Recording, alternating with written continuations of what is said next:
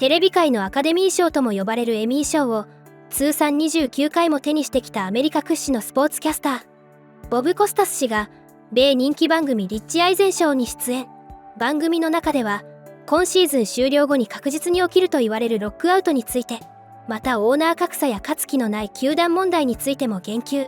さらに大谷選手の熱量、視聴数のエンジンを MLB がどう活用すべきかも議論しています。見どころたっぷりの内容を日本語字幕付きでご紹介しますので、ぜひ最後までご覧ください。 Here and now, Bob. The Dodgers keep on keeping on, and the Kyle Tucker signing is just the latest $60 million or $50 million a year log on the fire. At least in the case of Tucker, he didn't put it all into some 401k like Shohei and Yamamoto and maybe some others have done beforehand. Does baseball have a problem, or is just this the 21st century version of what Steinbrenner was doing for the Yankees back in the day? No, it's even worse, or more extreme. And the Dodgers situation, because it's so front and center, because of the two-time World Series champions and everything they do is a focus of public attention, this is helping to bring it to a head. Most observers believe that a lockout after this season, which would take effect in December of 26 and would imperil at least a portion of the 27 baseball season, the way they look at it now, a lockout is almost inevitable because a large number of the owners just believe that this has gotten to a point where it's untenable. Now, this doesn't mean that you're criticizing the Dodgers for doing what they're almost uniquely able to do. Uniquely, even when compared to other rich teams like the Yankees. The Guggenheim situation, I don't know that I understand all the economic dynamics, but suffice it to say that they're in a position to do some things that other teams cannot. Now, when you talk about Kyle Tucker, Rich, Kyle Tucker is a very good baseball player. He's now making $20 million more than Aaron Judge. Now, one of the ways the teams have approached this is other teams offered Kyle Tucker a longer-term deal, 6 years, 7 years, 8 years. The Dodgers said 4 years at a much higher per annum salary. And I think there are opt-outs. Why would Kyle Tucker opt out? But I think there are opt-outs after the third year or something like that of the 4-year deal. Well, the opt-out would be if his contract suddenly looks like Aaron Judge's in 2 years. You know what I mean? Like, and that's part of the conundrum. Yeah. But also, I can sit here and say there are some owners that can't do what the Guggenheims and the Dodgers are doing, or they won't. Like, they will not, because they can sit back and take whatever luxury taxes the Dodgers are willing to pay, or what they're not circumventing by creating the retirement plans here, and just pocketing it and just going for it and just saying, 90 wins are enough. Or you can also push back and say the Dodgers, with all their riches, damn near lost the World Series, and one of the most exhilarating World Series, I think you and I can agree on that, have been played in recent years. Where do you think the fix is? Is it a cap? I don't want a lockout. Nobody does. What do you think? You touched on a lot of interesting points there. Sure. The Dodgers are going to pay more this coming year in luxury tax than about a third of the franchises will pay in their entire payroll. That's crazy. There are a few things that mitigate the advantages of the wealthy teams. One is that there are multiple layers of playoffs. And if you get there, almost anything can happen. It's easy to forget that the Dodgers, who played it as like a long game this year, this past year, they were trying to hit a peak in October, and they were willing not to win 100 games. They only won, I think, 93. They had the third best division record among the division winners of the National League. Thus, they had to subject themselves to a 2 out of 3 wild card round against the Reds. Now, that seems like a walkover in retrospect, but 2 out of 3, suppose the Reds won 2 out of 3 at Dodger Stadium in June. No one would bat an eye. They start Hunter Green in the first game. Suppose he shoves the bats up the Dodgers' behinds, and now they're down 1-0 and all the pressure's on them. Right. In the 3 preceding seasons, they lost to the Padres, who they were some 22 games better than during the regular season, lost to the Padres in the division series. The next year, they were swept by the Diamondbacks from their own division, 16 games better than them in the division series. And in 2024, when they were on their way to winning the World Series, they were down 2-1 in a best-of-5 to the Padres yet again. So that's how precarious all this is, to your point. Another point here is that one of the things that mitigates this is you now have 3 wild cards, and the 2 central divisions are really pretty much competitively equal. The only one of the 10 teams in the 2 central divisions that ranks in the top half of payrolls as of last year is the Cubs, and they have the capability of going higher. I think the next highest was the Tigers at like 17. So this is how the Brewers, who are extremely resourceful, can win 97 games and be in a good spot within their own division.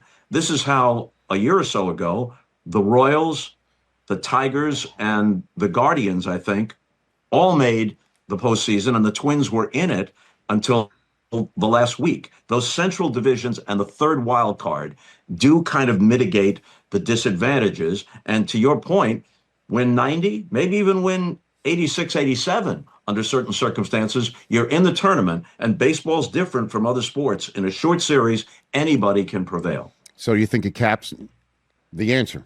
And will that ever happen? Is that ever going to happen? They're talking about some version of a cap. Right.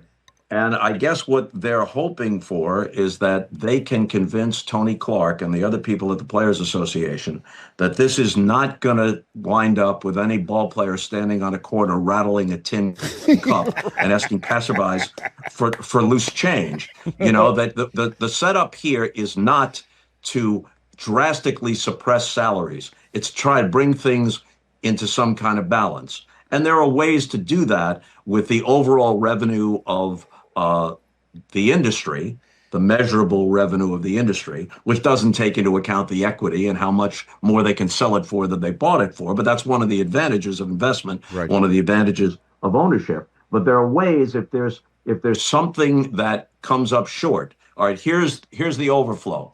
The Players Association redistributes it among their membership. And of course, if there's a salary cap or some mechanism that mocks a salary cap, then it doesn't happen without a salary floor. I didn't mean mocks. That's the wrong word. What is the word I'm looking for? Mimics. Right. Mimics. That's exactly right. Right. It starts with an M. Mimics a salary cap. Right. But it can't happen without a salary floor. If you're going to share all this revenue, and if you're going to have some restraints on the top, then the Pittsburgh Pirates are going to have to spend some of that revenue sharing money. Right. And then also what I think a cap of, or whatever, as you point out, mimics it, would also, I think, bring about a sense of urgency when free agency hits, rather than this 3-month meandering that fans have a difficult time paying attention to. And it might mimic what we see in the NFL and the NBA, which is a rush to sign people because you got to use your cap money wisely with people that are worthy of the expenditure. I think it would be great if baseball had a free agency period that went off the rails, if you will, for a 10-day or a 14-day period, similar to what the NFL and the NBA has when their new league year starts, as opposed to, Cody Bellinger signs in the middle of January, right before the NFL playoffs, or, Kyle Tucker signs in the middle of the divisional round. It gets lost, and then there's a lot of fans are waiting to see what happens, and the offseason takes forever. And it's tough to get fans, juiced up. I shouldn't use that phrase. Pardon me. It couldn't get fans, excited, in a way that baseball deserves. And baseball has clearly had the ability to engender that World Series, Bob, lit up phone lines on this show. Yeah. And all the metrics that we measure for popularity of videos and whatever, like any NFL big time game, that World Series just lit it up. Ohtani lights it up. I mean, It's there. It's there. It needs to be harnessed, Bob. It needs to be harnessed. At the Baseball Network, Brian Kenny, who's great, yes, likes to do all these top 10 lists. And he and I are doing one on Friday, and he's asked me to rank the top 10 World Series in the divisional era, yes, which is since 1969. And on my list, I have this past World Series, Blue Jays Dodgers, number one, displacing the series that had ranked as number one seemingly forever, the 1975 seven-gamer between the Reds and the Red Sox that featured that Carlton Fisk home run off the foul pole in Game 6 and a lot of Hall of Fame players and all the rest. I cannot remember a Game 7 that was any better because you had a half dozen moments where any pitch the whole World Series could have turned on it, including 2 consecutive pitches. The ground ball to second base that Rojas backhanded and then stumbled for a breathtaking moment before finally righting himself. And IKF is out at the plate by a fraction of an inch. And had he taken a lead literally of only 1 foot further down the third base line, there it is, then the World Series is over. There's a replay review. And how weird would it have been to have a World Series end on a replay review? But the call was upheld, and when they resumed on the very next pitch, that's when Ernie Clement, unsung hero until he became one of the big names of this postseason, hammers one to left center, and that's the ball on which Pages makes the catch, knocking Hernandez over. 2 consecutive pitches that could have ended the World Series. So you have an incredible 7th game, but you also had, not equally incredible, but certainly noteworthy, a great 6th game in Toronto that ends on the double play with the Hernandez catch, and he pegs to second base, and Rojas makes a nice pick, and they turn it into a double play. And you had an 18-inning 3rd game at Dodger Stadium that ended with a walk-off Freddie Freeman home run. Who else has 2 walk-off home runs in back-to-back World Series? Nobody, just Freddie. Yeah, I know. So when you take it in its totality, I think this is the best World Series I've ever seen. I'm with you, Bob. 100%. And you know, the Blue Jays proved in Dodger Stadium, unlike the Yankees, you don't have to fold after Freddie Freeman hits one out on you in extra innings of a World Series game. And you know, the Blue Jays did everything but win. I know. They were great, man. The Blue Jays, you can make a case that they outplayed the Dodgers in this World Series. 最後までご覧いただきありがとうございました。今回の動画についてどういう感想を持たれましたか？ぜひコメント欄で意見や感想をお聞かせください。チャンネル登録やグッドボタンを押していただけると励みになります。それでは次回の動画でお会いしましょう。